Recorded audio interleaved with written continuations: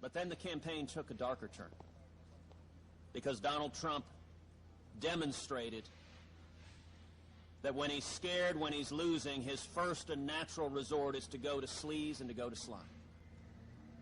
And one question Americans are wondering all over this country is, how low will Donald go? Is there any level to which he is unwilling to stoop?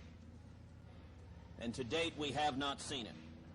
3 days ago, Donald Trump sent out a tweet threatening my wife, Heidi.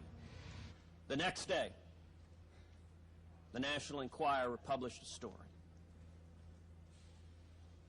It is a story that quoted one source on the record, Roger Stone, Donald Trump's chief political advisor.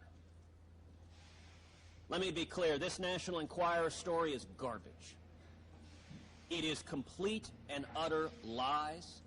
It is a tabloid smear. And it is a smear that has come from Donald Trump and his henchmen. And what is striking is Donald's henchman, Roger Stone, had for months been foreshadowing that this attack was coming. It's not surprising that Donald Trump's tweet occurs the day before the attack comes out.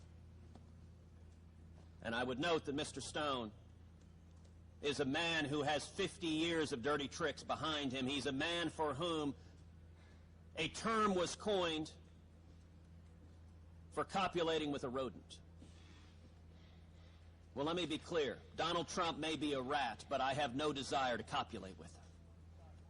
And this garbage does not belong in politics. And so Donald, when he's losing, when he's scared, when Republicans are uniting against him, decides to peddle sleaze and slime. You know, Donald is fond of giving people nicknames. With this pattern, he should not be surprised to see people calling him Sleazy Donald, because that is his first and last resort, is to go to sleaze and ignore the truth. This has no business in politics. This doesn't belong. Years from now, when my daughters Google this, they will read these lies, these attacks that Donald and his henchmen and his buddies at the National Enquirer spread about. And by the way, here's how a rumor gets spread. They get their henchmen to put it out on the internet, and then they get the National Enquirer to report, not based on evidence, not based on facts, not based on witnesses, but based on their reporting that it's on the internet after they put it on the internet. And I would note another site, Gawker, which just had a $100 million judgment against them, then reports that National Enquirer is reporting on the internet rumors, all of which started with Donald Trump. And a question that the people of America are going to have to answer is, how low will Donald go? Donald has demonstrated he's willing to attack anyone and everyone, and truth does not matter to him. He will lie and go to sleaze. Well, that sleaze has no place in politics. And I think the American people are fed up with it. For lying about it, for inventing a tabloid smear that is completely untrue. So yes or no, will you vote for him? I will say this. I don't make a habit out of supporting people who attack my wife and attack my family. And Donald Trump is not going to be the Republican nominee. Donald Trump is not going to be the Republican nominee. We are going to beat him. I'm watching it every day. Both you guys are going back and forth with each other with this childish stuff.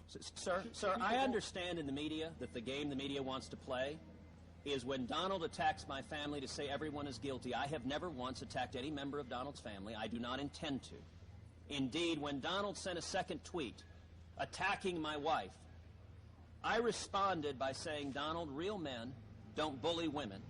Your wife is lovely. So not only did I not attack his wife, I praised his wife, and I simply said, Heidi is the love of my life. Now, I'm sorry, sir, if you believe that defending your wife and defending your family is childish, but it is not, and the media is being dishonest when it claims everyone is equally responsible. When he attacks my wife, and I turn around and praise his family and defend my wife, they are categorically different, and any media reporters who say otherwise are not being truthful. The question that the people of America are asking is, how low will Donald go? Is there any limit that he will not go? I believe his conduct in this campaign is convincing millions of Americans that this man would be an embarrassment as president.